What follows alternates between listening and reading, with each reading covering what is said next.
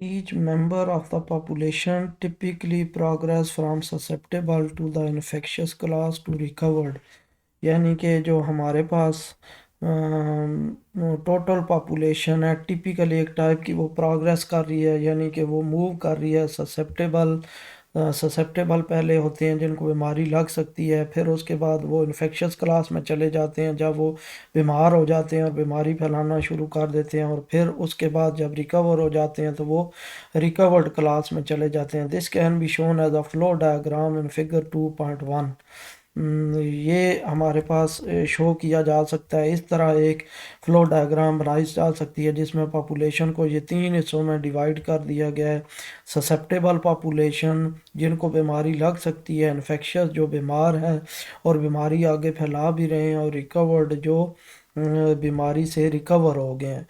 The boxes represent the different parameters and the arrows transition between compartment. यानी ये जो the boxes represent the different compartments, यानी ये जो बॉक्सेस हैं ये रिप्रेजेंट कर रहे हैं डिफरेंट कंपार्टमेंट्स को, यानी डिफरेंट क्लासेस को पॉपुलेशन की। कि इसमें वो पॉपुलेशन है जिसको बीमारी लग सकती है, इसमें वो पॉपुलेशन है जिसको बीमारी लगी हुई है और वो आगे बीमारी फैला रहे हैं, और इसमें वो पॉपुलेशन है जो बीमारी से रिकवर हो रहे हैं। और एरो इस तरह ये ट्रांजिशन रेट का मतलब है मूवमेंट, यानी ससेप्टेबल से मूव करेंगे वो इन्फेक्शियस क्लास में, और इन्फेक्शियस क्लास से फिर मूव करेंगे रिकवर क्लास में।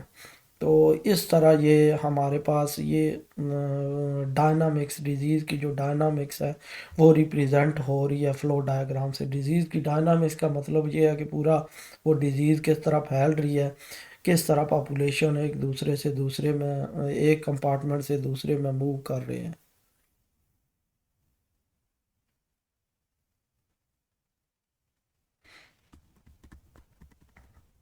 The typical diagram shown the fluctuation of susceptible, infected and recovered individual is shown in figure 2.2। यानी एक टाइप की डायग्राम जिसमें फ्लक्चुएशन का मतलब है कि किस तरह चेंज हो रही है, वो फिगर 2.2 में डायग्राम इनकी दी हुई है। आप देखें ये है वेरिएशन। येलो येलो ससेप्टेबल है। अब ससेप्टेबल देखें यहाँ पे, अगर डायग्राम में देखें तो हम क्या कह रहे हैं, ससेप्टेबल जो है इस तरह यहाँ से 500 से ये स्टार्ट हो रहे हैं ससेप्टेबल, और इस तरह फिर आहिस्ता आहिस्ता डिक्रीज़ हो रहे हैं, और डिक्रीज़ होते होते ये इस तरह आखिर में आप देखें तो ये बिल्कुल ये कांस्टेंट हो जाती है पॉपुलेशन। अब मैरून इन्फेक्शियस है तो मैरून यहाँ पे ये इन्फेक्शियस है। अब देखें इन्फेक्शियस पहले आहिस्ता आहिस्ता इंक्रीज़ हो जाते हैं, इंक्रीज़ होते होते एक पीक पॉइंट पे पहुंच जाते हैं। पीक पॉइंट पे पहुंच के फिर उसके बाद ये आहिस्ता आहिस्ता डिक्रीज़ होना शुरू हो जाते हैं, और इस तरह ये एक कांस्टेंट नंबर को अप्रोच कर जाते हैं। और टेल रिकवर्ड हैं तो रिकवर्ड भी फिर आहिस्ता आहिस्ता इंक्रीज़ हो जाते हैं, इंक्रीज़ होते होते आखिर में वो कांस्टेंट लेवल को अप्रोच कर जाते हैं। अब क्यों, किस वजह से ये ससेप्टेबल डिक्रीज़ हो रहे हैं, क्योंकि ससेप्टेबल से लोग जो है जो भी इन्फेक्टेड हो रहे हैं वो इन्फेक्शस कंपार्टमेंट में जा रहे हैं, तो ससेप्टेबल फिर आहिस्ता आहिस्ता डिक्रीज़ होना शुरू हो जाएंगे। तो क्योंकि ससेप्टेबल से इन्फेक्शस क्लास में आ रहे हैं तो इन्फेक्शस जो है वो आहिस्ता आहिस्ता इंक्रीज़ होना शुरू हो जाएंगे, और एक स्टेज आएगी कि मैक्सिमम इन्फेक्शस हो जाएंगे। उसके बाद वो इन्फेक्शस नहीं रहेंगे, तो फिर वो आहिस्ता आहिस्ता रिकवरी की तरफ जब जाना शुरू करेंगे तो वो फिर ये इन्फेक्शस जो है वो डिक्रीज़ होना शुरू हो जाएंगे।